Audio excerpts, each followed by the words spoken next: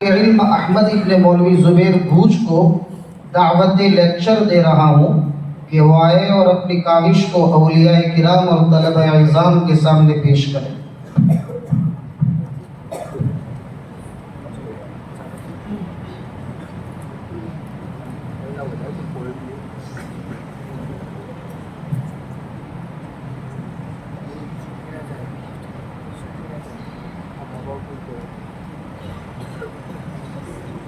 अस्सलामुअलैकुम वरहमतुल्लाहि वबरकातुह।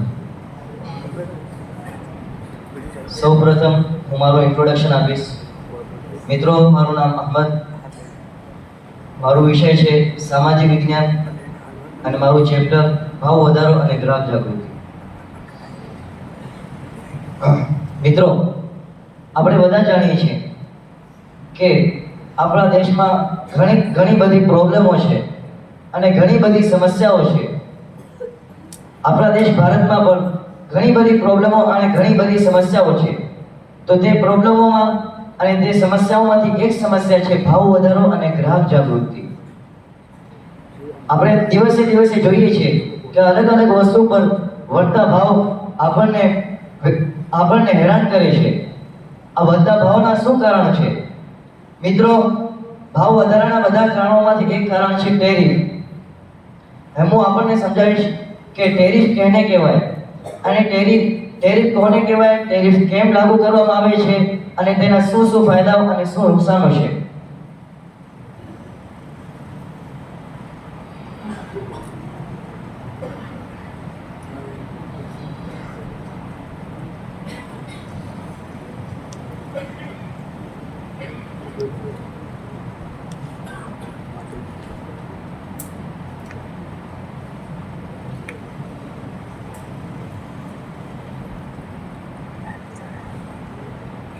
મિત્રો, ટેરિફ એટલે કે બહારના દેશથી આપણા દેશના અંદર કોઈ વસ્તુ આવે અને આપણા દેશની સરકાર તે વસ્તુ પર કોઈ ટેક્સ લગાવે તો તેને કહેવાય ટેરિફ।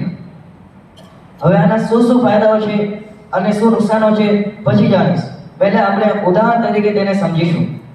ઉદાહરણ તરીકે, બહારના દેશથી આપણા દેશના અંદર કોઈ ગાડી આવી અને આપણી દેશની સરકાર જે છે તે ગાડી પર ટેરિફ લગાવ્યો એટલે કે ટેક્સ લગાવ્યો। હવે તે ગાડી બહારના દેશમાં જેટલાની મળી રહી છે તેના કરતાં મોંઘી આપણા દેશમાં મળશે। એટલે કે એ અગર આપણા દેશની ગાડી કરતાં સસ્તી ગાડી હશે તો તે સરકાર તેના પર ટેક્સ લગાવી અને તે ગાડીને આપણા દેશની ગાડી કરતાં સમાન કરી નાખશે। એટલે કે બેવના રેટ સમાન। હવે આનું રીઝન શું છે? કેમ સરકાર આના પર ટેક્સ લગાવે છે? આનું શું રીઝન છે? તો મિત્રો, આના ફાયદા એ છે કે સરકાર બે વસ્તુઓને સમાન કરી નાખશે તો આપણા દેશના જે વેપારી છે તેઓને ફાયદો થશે। હવે બહારના દેશની સસ્તી ગાડીઓ અહીંયા આવશે અને પછી એ વધારે વેચાશે અને આપણી ગાડીઓ નહીં વેચાય તો પછી તેના પર નુકસાન થશે આપણા દેશના વેપારીઓનો। તો સરકારે અહીંયા આપણા દેશના વેપારીઓ અને આપણા દેશનું જે અર્થતંત્ર છે, મિત્રો, અર્થતંત્ર એટલે કે આપણા દેશનું લેવલ, દુનિયાની નજરમાં આપણા દેશનું જે લેવલ છે તેને સામે રાખીને સરકાર ટેરિફ લગાવે છે। હવે સરકાર બે વસ્તુ પર ટેરિફ લગાવી નાખશે એટલે કે બે નુકસાનથી બચી જશે। એક તો કે સરકારના પબ્લિકનો પણ ફાયદો થશે અને પબ્લિક વેપારીઓનો પણ ફાયદો કરશે। એ બે ફાયદા થશે। હવે એક પ્રશ્ન થાય છે કે કેમ સરકાર હેવી વસ્તુઓ પર ટેક્સ લગાવે છે, કેમ બીજી વસ્તુઓ પર ટેક્સ નથી લગાવતી? ઉદાહરણ તરીકે, ચીન, જાપાન અને એવી કન્ટ્રીઓથી પ્લાસ્ટિકની ઘણી બધી વસ્તુ એવી આવે છે જે બજારમાં સસ્તામાંથી સસ્તી મળતી હોય છે।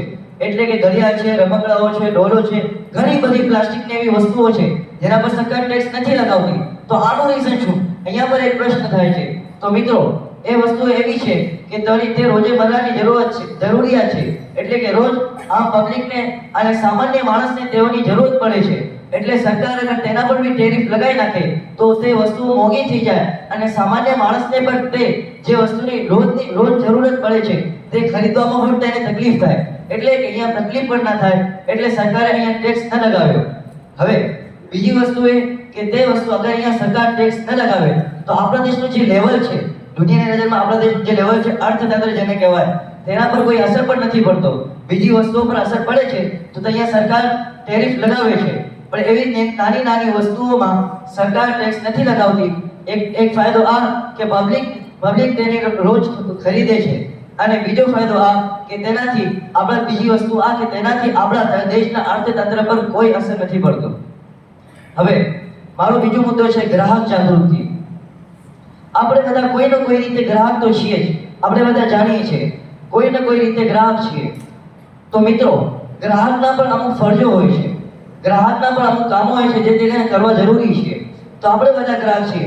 જ્યારે આપણે કોઈ દુકાને જઈએ તો આપણા માટે જરૂરી છે કે દુકાને જયા બાદ જે વસ્તુ આપણે ખરીદીએ તેની ક્વોન્ટિટી, તેની ક્વોલિટી, તેની એક્સપાયર ડેટ, એમજીએફ ડેટ, તેની ગેરંટી અને તેની વોરંટી જોવી.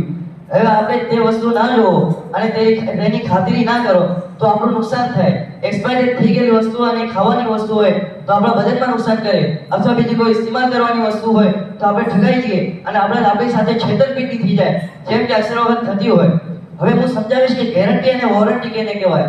ગેરંટી તો આપણે બધાએ સાંભળેલી હશે, પણ વોરંટી અને ગેરંટી બેની વ્યાખ્યા આપણે આ સમજીશું.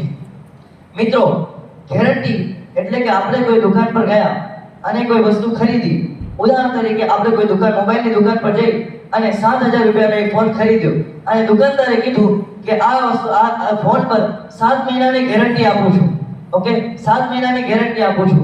હવે 7 મહિનાના અંદર જે ખરાબી આવી ફોનના અંદર, આ 7 મહિનાના આપણે ઉપયોગ કર્યો તો અને તેના અંદર કોઈ ખરાબી આવી જાય તો આપણે દુકાનદાર પાસે જઈશું અને દુકાનદાર તે વસ્તુ આપણને પીસનું પીસ બદલી આપશે. બીજી વસ્તુ છે વોરંટી. વોરંટી એટલે આપણે એ 7,000 નો ફોન ખરીદ્યો, દુકાનદારે કીધું આ વસ્તુ પર 7 મહિનાની વોરંટી.